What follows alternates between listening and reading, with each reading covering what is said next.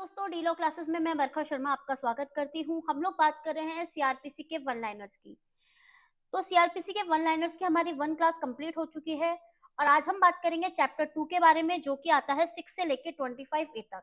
ठीक है, जिन लोगों ने अभी हमारे एपीओ के वन लाइनर्स देखने शुरू नहीं किए हैं वो जाके देख सकते हैं।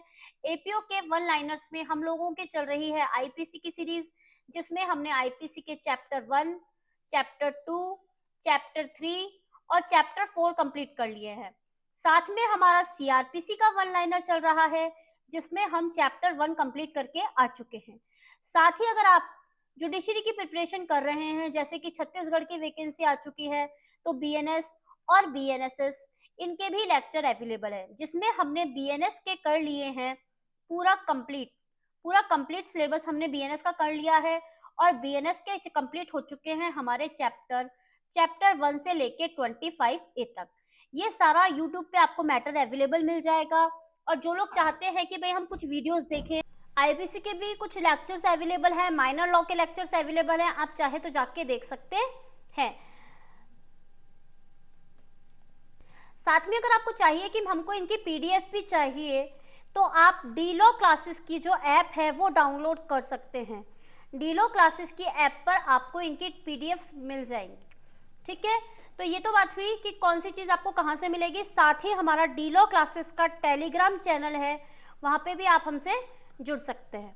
अब हम बात करेंगे चैप्टर 2 की, जो कि बात करता है 6 से लेके 25A चैप्टर तक। इंपॉर्टेंट चैप्टर है और किसके बारे में बात करता है, दंड न्यायालयों और कार्यालयों का गठन, यानी कि constitution of criminal courts and offices. देखते हैं इसके कौन कौन से वन लाइनर्स अवेलेबल हैं। देखिए, सबसे पहला वाला जो वन लाइनर है उसमें हमको ये बताया गया कि एक क्वेश्चन पूछा गया था कि निम्न चारों में से वह कौन सा सही नाम है जो दंड प्रक्रिया संहिता यानी कि हमारी सीआरपीसी में एक न्यायालय का है, यानी कि कोर्ट का है। तो कोर्ट ऑफ सत्र बोला जाता है, सत्र न्यायालय बोला जाता है, या कोर्ट्स ऑफ सत्र जज कहा जाता है। तो जैसे कि हम सभी जानते हैं कि इसका नाम क्या है, सत्र न्यायालय है, यानी कि सेशन कोर्ट है। तो अब क्या हम केवल इसको सेशन कोर्ट पढ़ के आगे चल देंगे? तो ऐसा नहीं है। तो हम देखेंगे कि जो सेशन कोर्ट के संबंध में जो प्रावधान है वो हमको कहाँ पे दे रखे हैं, सेक्शन नंबर 9 में दे रखे हैं। तो आपको क्या करना है, सेक्शन नंबर 9 को देखना है। तो अगर अभी आप लोगों के पास एक्ट है सीआरपीसी का, तो आप निकालिए। देखिए, सेक्शन नंबर 9 क्या बोल रहा है कि राज्य सरकार प्रत्येक सेशन खंड के लिए एक सेशन न्यायालय स्थापित करेगी।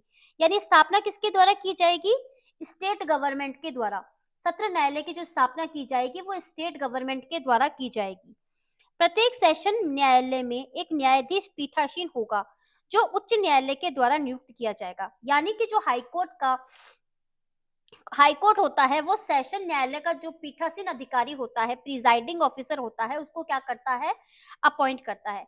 तो हमको पता चला कि जो एस्टेब्लिशमेंट होगा वो स्टेट गवर्नमेंट के द्वारा होगा और जो अपॉइंटमेंट होगा वो हाई कोर्ट के द्वारा होगा।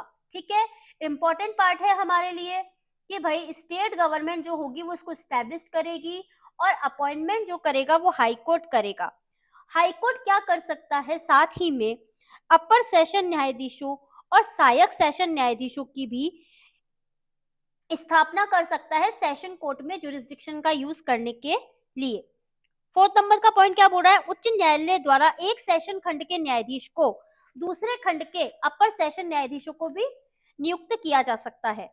अब 5th नंबर का पॉइंट है इसका इंपॉर्टेंट, क्या बोल रहा है कि जहां किसी न्यायाधीश का पद रिक्त होता है वहां उच्च न्यायालय यानी कि हाई कोर्ट अर्जेंट आवेदन के जो उस सेशन न्यायालय के समक्ष किया जाता है लंबित है अपर या सहायक सेशन न्यायाधीश के द्वारा, अथवा यदि अपर या सहायक सेशन न्यायाधीश न हो तो सेशन खंड के मुख्य न्यायिक मजिस्ट्रेट के द्वारा निपटाए जाने के लिए व्यवस्था कर सकता है। तो पूछेगा कौन कर सकता है, तो कौन कर सकता है, सेशन न्यायाधीश का पद रिक्त होगा तो हाईकोर्ट क्या करेगा, अपर या सहायक सेशन न्यायाधीश को कर सकता है अपॉइंट वगैरह कार्यवाही करने के लिए। ठीक है, फिर बोल रहा है सेशन न्यायालय सामान्यतः अपनी बैठक ऐसे स्थान पर करेगा जो उच्च न्यायालय विनिर्दिष्ट करे, यानी जहां हाईकोर्ट कहेगा वहीं पे अपनी बैठक वगैरह करेगा। या फिर कोई विशेष मामला हो और सेशन न्यायालय को लगे कि सेशन खंड में किसी अन्य स्थान पर बैठक वगैरह करनी है तो पक्षकारों और साक्षियों को सुविधा होगी तो अभियोजन और अभियुक्त की सहमति से किसी अन्य स्थान पर भी परीक्षा वो क्या कर सकता है, बैठक वगैरह कर सकता है। ठीक है। तो ये इंपॉर्टेंट होता है हमारे लिए कि भाई बैठक कौन कर सकता है, हाई कोर्ट के द्वारा करेगा सेशन, अन्यथा क्या करेगा, जो अभियोजन पक्ष होगा या फिर अभियुक्त होगा, उन दोनों की सहमति से किसी अन्य स्थान पर कर सकता है। ठीक है, आई बात समझ में। हमने पूरा सेक्शन 9 इसलिए देखा है क्योंकि हमारे सामने क्या आ गया था, सत्र न्यायालय आ गया था। अब ये बोल रहा है दंड न्यायालयों के जो वर्ग है उसमें कौन सा शामिल नहीं है। अब इसके लिए हमको क्या करना पड़ेगा, इसके लिए हमको सेक्शन देखना पड़ेगा, सेक्शन 6। सेक्शन 6 में क्या बता रखा है हमको, दंड न्यायालयों के वर्ग, क्लासेस ऑफ क्रिमिनल कोर्ट्स। तो उच्च न्यायालय और इस संहिता से भिन्न किसी विधि के अधीन न्यायालयों के अतिरिक्त, यानी कि हाई कोर्ट और किसी स्पेशल कोर्ट को छोड़कर कौन कौन से न्यायालय होंगे, तो सबसे पहले आ जाएगा हमारा सेशन कोर्ट। सेशन कोर्ट के बाद आ जाएगा हमारा जेएम फर्स्ट। जेएम फर्स्ट के बाद आ जाएगा, जेएम फर्स्ट के साथ साथ हम इंक्लूड करेंगे एमएम को, यानी कि मेट्रोपॉलिटन मजिस्ट्रेट को। इसके बाद आ जाएगा हमारा जेएम सेकंड। इसके बाद आ जाएगा हमारा एग्जीक्यूटिव मजिस्ट्रेट। तो आप देख रहे हैं क्या इसमें कहीं पे भी जिला न्यायालय यानी डिस्ट्रिक्ट कोर्ट का नाम लिया गया है, तो नहीं लिया गया। तो सेशन कोर्ट, जो सेशन कोर्ट होता है वही क्या माना जाता है, डिस्ट्रिक्ट कोर्ट माना जाता है। तो अब देखिए आप, ये यहाँ पे हमको कहीं डिफाइन नहीं कर रखा, लेकिन आपको पता होना चाहिए ये चीज, बस इसलिए है। बाकी सेशन जज होता है हमारा जेएम फर्स्ट, जेएम सेकंड और एग्जीक्यूटिव मजिस्ट्रेट। ये हमको कहाँ पे दे रखे हैं, सेक्शन नंबर 6 के अंतर्गत दे रखे हैं। अब इसमें हाई कोर्ट और स्पेशल कोर्ट को भी इंक्लूड नहीं किया गया है, ये बात आपको ध्यान में रखनी पड़ेगी। कहाँ पे पढ़ा हमने ये, सेक्शन नंबर 6 में। आई बात समझ में। आपको इसी तरीके से पढ़ना है। आपके सामने अगर कोई सेक्शन आ रहा है तो अगर आपके सामने वो सेक्शन रिपीट भी हो रहा है तो कोई दिक्कत नहीं है, आप जाके पूरा सेक्शन पढ़ लीजिए, जिससे कि वो हमारे दिमाग में सेट हो जाएगा कि अच्छा ये सेक्शन हमने इतनी बार पढ़ा था और हमको ये पता है कि ये चीज वहां पे है। इसके बाद आप देखिए कि राज्य सरकार अधिसूचना द्वारा राज्य के किसी ऐसे क्षेत्र को आपराधिक प्रक्रिया संहिता के प्रयोजन के लिए महानगर क्षेत्र घोषित कर सकती है जिसकी संख्या कितनी हो, 10 लाख से अधिक हो। तो आप जानते हैं इससे पहले जो हमने लेक्चर किया था उसी में हमने आपको बता दिया था कि सेक्शन नंबर जो 8 है वो किसकी बात करता है, महानगर मजिस्ट्रेट की बात करता है। अब महानगर मजिस्ट्रेट को हमारे सेक्शन नंबर 2 में भी डिफाइन किया गया है। सेक्शन नंबर 2 के पॉइंट में हमको बताया गया है महानगर क्षेत्र के बारे में। तो ये कौन सा क्षेत्र होगा जहां पे 10 लाख से अधिक जनसंख्या होगी, उसको क्या किया जा सकता है, स्टेट गवर्नमेंट महानगर क्षेत्र मेट्रोपॉलिटन एरिया घोषित कर सकती है। देखिए अभी हम पूरा सेक्शन 9 पढ़ के आए थे, तो अब आगे के सवाल करने में हमको दिक्कत नहीं आएगी कि सत्र न्यायाधीशों में, सत्र न्यायालय में न्यायाधीशों यानी जजेस का अपॉइंटमेंट कौन करता है, तो हाई कोर्ट करता है, हम देख के आए थे। इस्टेब्लिशमेंट करता है हमारा स्टेट गवर्नमेंट और अपॉइंटमेंट करता है हमारा हाई कोर्ट। ठीक है, आई बात समझ में। अब आप देखिए न्यायिक मजिस्ट्रेटों के न्यायालयों के पीठासीन अधिकारियों की नियुक्ति की जाती है किसके द्वारा, हाई कोर्ट के द्वारा। अब न्यायिक मजिस्ट्रेटों के न्यायालयों को देखने के लिए हमको चलना पड़ेगा सेक्शन नंबर 11 की तरफ। सेक्शन नंबर 11 क्या बात बता रहा है, न्यायिक मजिस्ट्रेटों के न्यायालय, कितने पॉइंट है इसके अंतर्गत, 3 पॉइंट है। तो कोर्ट ऑफ जुडिशियल मजिस्ट्रेट, तो प्रत्येक जिले में जो महानगर क्षेत्र नहीं है, ठीक है, महानगर क्षेत्र सेक्शन नंबर 8 जहां पे 10 लाख से अधिक जनसंख्या होती है वो होता है महानगर क्षेत्र। तो प्रथम वर्ग और द्वितीय वर्ग के न्यायिक मजिस्ट्रेटों के इतने न्यायालय ऐसे स्थानों में स्थापित किए जाएंगे जितने और जो राज्य सरकार उच्च न्यायालय से परामर्श के बाद अधिसूचना के द्वारा विनिर्दिष्ट करे। तो यानी कि हाईकोर्ट के परामर्श के बाद जो राज्य सरकार होती है अधिसूचना के द्वारा जेएम फर्स्ट और जेएम सेकंड के इतने न्यायालय स्थापित करेगी जितने की आवश्यक हो। और इसका जो सेकंड नंबर का पॉइंट बोल रहा है 11 नंबर का 2 पॉइंट, वो हमको सेम आंसर बता रहा है कि न्यायालयों के पीठासीन अधिकारी उच्च न्यायालय के द्वारा नियुक्त किए जाएंगे। ठीक है, उच्च न्यायालय जब कभी उसे लगे कि सिविल न्यायालय में न्यायाधीश के रूप में कार्यरत राज्य की न्यायिक सेवा के किसी सदस्य को प्रथम वर्ग या द्वितीय वर्ग के मजिस्ट्रेट की क्या कर सकता है, शक्तियां प्रदान कर सकता है। थर्ड नंबर का पॉइंट दे रहा है। तो हमको फाइनली आंसर मिल गया कि जो जुडिशियल मजिस्ट्रेट होता है उसको कौन अपॉइंट करता है, नियुक्ति कौन करता है, हाई कोर्ट करता है। प्रथम वर्ग न्यायिक मजिस्ट्रेट की नियुक्ति हाई कोर्ट के द्वारा की जाती है। अभी हम पूरा कंप्लीट इसको पढ़ के आए हैं, आप लोगों को भी इसी तरीके से पढ़ना है। अब ये बोल रहा है अधिसूचना के अनुसरण में तिहाड़ जेल में सत्र न्यायालय की बैठकें करना अवैधानिक नहीं था। कौन से केस में कहा गया था? केहर सिंह के वाज में कहा गया था। तो ये हो गया हमारा एक केस लो, ठीक है। अब देखिए आगे, न्यायिक मजिस्ट्रेट की स्थानीय अधिकारिता किसके नियंत्रण में होती है? तो न्यायिक मजिस्ट्रेट जो होता है, जेएम फर्स्ट जो होता है, ये होता है सीजेएम और हाई कोर्ट के अंदर में, ठीक है। इस तरीके से आपको चार्ट बना के याद रखना है। इसके लिए कौन सा सेक्शन देखना पड़ेगा हमको? Section number 14। तो आपको कनेक्ट करना चाहिए 11 और 14 को एक साथ, ठीक है। तो क्या बोल रहा है, इसमें भी 3 पॉइंट है, देखिए आप। न्यायिक मजिस्ट्रेटों की स्थानीय अधिकारिता, local jurisdiction of judicial magistrate. तो उच्च न्यायालय के नियंत्रण के अधीन रहते हुए सीजेएम समय समय पर उन क्षेत्रों की स्थानीय सीमाएं परिनिश्चित कर सकता है जो सेक्शन 11 न्यायिक मजिस्ट्रेट के न्यायालय और सेक्शन 13 यानी कि स्पेशल जो मजिस्ट्रेट होते हैं, नियुक्त मजिस्ट्रेट उन सब शक्तियों का प्रयोग कर सकता है। परंतु विशेष मजिस्ट्रेट का न्यायालय उस स्थानीय क्षेत्र के भीतर जिसके लिए वो स्थापित किया है किसी भी स्थान पे अपनी बैठकें कर सकता है। और मजिस्ट्रेट की अधिकारिता और शक्तियों का विस्तार कहाँ पे होगा? जिले में सर्वत्र होगा। और थर्ड पॉइंट बोल रहा है कि इसका जो क्षेत्र होता है वो बढ़ाया जा सकता है, ठीक है। ये पूरी बात कही हमको 14 ने। तो न्यायिक मजिस्ट्रेटों की स्थानीय अधिकारिता हमको 14 में दे रखी है और न्यायिक मजिस्ट्रेटों के जो न्यायालय होते हैं वो हमको 11 में दे रखे हैं, 11 में दे रखे हैं। अब हम बात करते हैं अधीनस्थ न्यायिक मजिस्ट्रेटों के कार्य के वितरण के विषय में कौन नियम बना सकता है या विशेष ऑर्डर दे सकता है? तो सीजेएम दे सकता है, ठीक है, सीजेएम दे सकता है। अब कार्यपालक मजिस्ट्रेट की नियुक्ति की जाती है।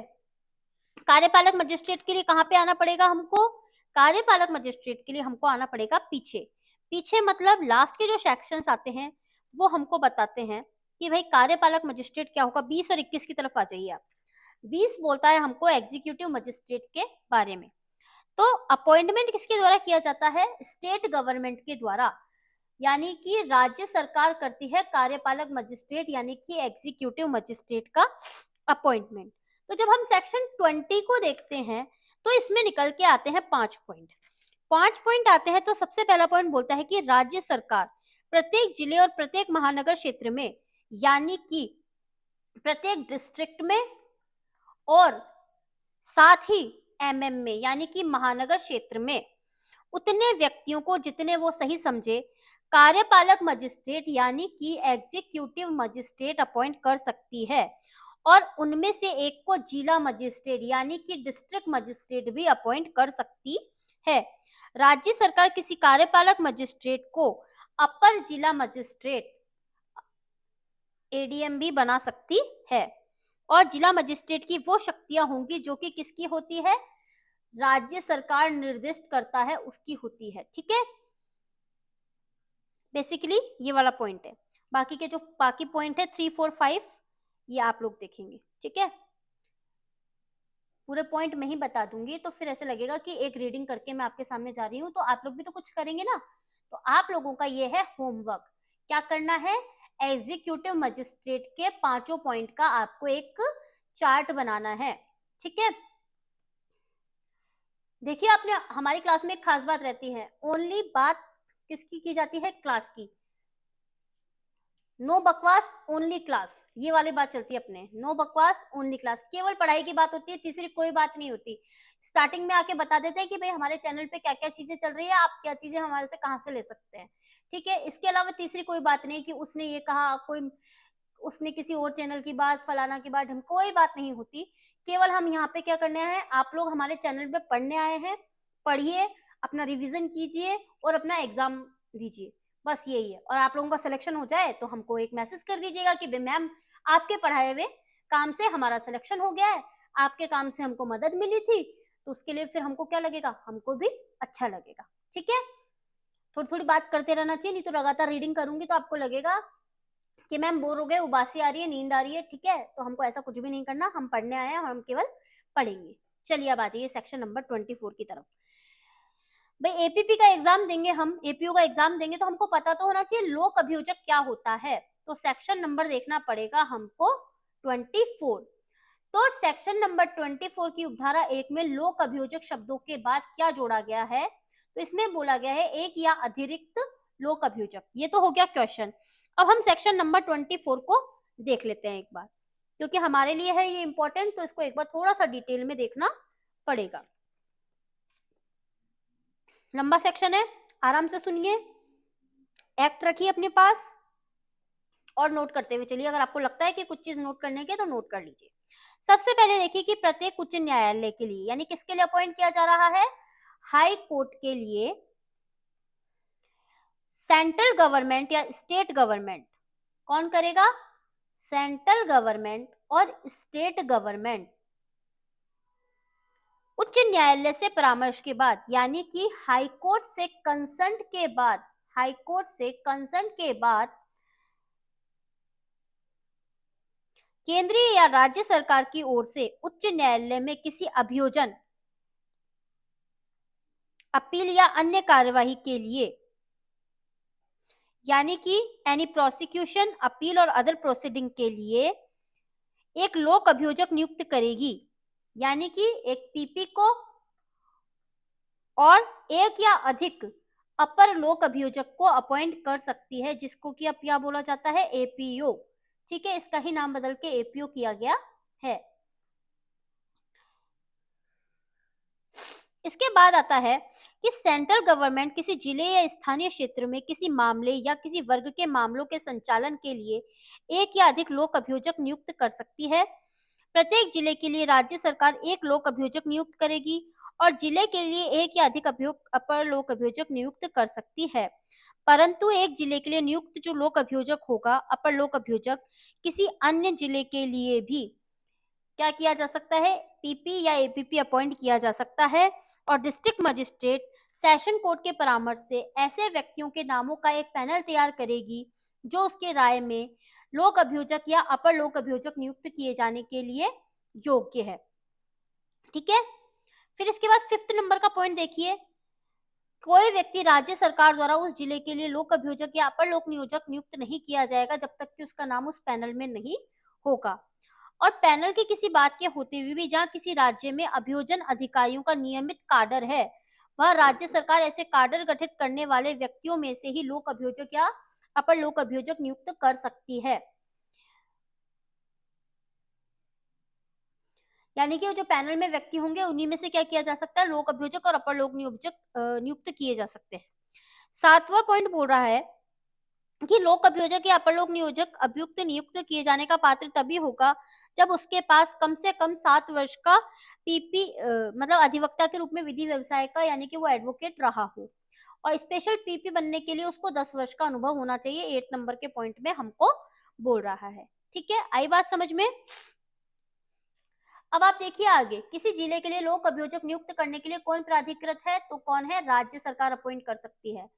एक व्यक्ति अपर लोक अभियोजक किए जाने का पात्र तभी होगा जब वह कम से कम अधिवक्ता के रूप में विधि व्यवसाय करता हो। अभी अभी हमने पढ़ा था पीपी या एपीपी अपॉइंट करने के लिए उसके पास 7 वर्ष का विधि व्यवसाय का अनुभव होना बहुत जरूरी है। और जब इधर स्पेशल की बात आएगी तो कितना होना चाहिए, 10 वर्ष का होना चाहिए। दंड प्रक्रिया संहिता की किस धारा के अंतर्गत एक विशिष्ट लोक अभियोजक को कम से कम एक अधिवक्ता के रूप में 10 वर्ष का अनुभव होना चाहिए, तो 24 का क्लोज 8 बोलता है हमको 10 वर्ष का अनुभव होना चाहिए स्पेशल पीपी के लिए।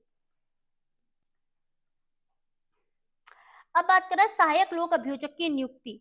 सहायक लोक अभियोजक की नियुक्ति कहाँ पे की जाती है, सेक्शन नंबर 25 में। और मजिस्ट्रेटों के न्यायालयों में अभियोजन कौन संचालित करता है, सहायक लोक अभियोजक, यानी कि assistant public prosecutor. Assistant public prosecutor होता है, वो करता है जो ये अपने सेशन कोर्ट वगैरह होते हैं ना, अभियोजन वगैरह के, मजिस्ट्रेटों के जो न्यायालय वगैरह होते हैं उनमें अभियोजन का संचालन वगैरह करता है। पुलिस अधिकारी को सहायक लोक अभियोजक के रूप में नियुक्त नहीं किया जाएगा। देखिए ये वाला क्वेश्चन हमारे लिए इंपॉर्टेंट है कि जब वो इंस्पेक्टर से पद के नीचे का नहीं हो और उसने अगर किसी इंक्वायरी में भाग नहीं लिया हो तो उसको अपॉइंट नहीं किया जाएगा। ठीक है, कहाँ पे दे रखा है हमको 25 का जो 2 पॉइंट है ना, 25 का क्लॉज 2, वो देखिए आप, वहां पे हमको ये पॉइंट पता रखा है।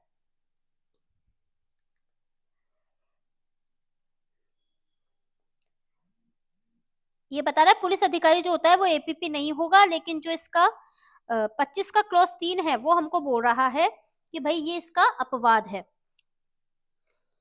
25 का क्लॉज 3 देखिए आप, 25 का क्लॉज 2 था वो तो बोल रहा था कि भाई पुलिस अधिकारी जो होता है वो एपीपी नहीं होगा, और जो 25(3) है वो हमको बता रहा है कि एपीपी होगा यदि वो इंस्पेक्टर से पद के नीचे का नहीं हो और उसने जांच में भाग नहीं लिया हो तो वो एपीपी नहीं हो सकता। फिर बात कर रहा है अभियोजन संचालन दंड संहिता 1973 की धारा 25 कै में किस संशोधन के द्वारा जोड़ा गया है? तो 2005 का जो अधिनियम था उसके द्वारा जोड़ा गया है अभियोजन निदेशालय। इंपॉर्टेंट पॉइंट है हमारे लिए, पता होना चाहिए हमको। इसमें टोटल 8 पॉइंट है। अभियोजन निदेशालय की स्थापना कौन करता है? अभियोजन निदेशालय की स्थापना की जाती है राज्य सरकार के द्वारा। अब देखिए इसका जो 8 पॉइंट है ना वो भी बहुत इंपॉर्टेंट है। उसमें कहा गया लोक अभियोजक के कृत्यों का पालन करने में इस धारा के उपबंध राज्य के जो महाधिवक्ता होते हैं उन पर लागू नहीं होगा। अब राज्य का महाधिवक्ता कहाँ पे है? राज्य का जो महाधिवक्ता है उसको बताया गया है आर्टिकल 165 ऑफ कॉन्स्टिट्यूशन में। ठीक है, तो आप इसको वहां से कनेक्ट कर सकते हैं।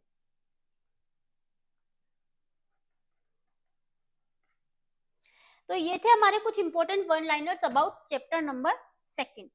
उम्मीद करती हूँ आपको ये सीरीज अच्छी लग रही है।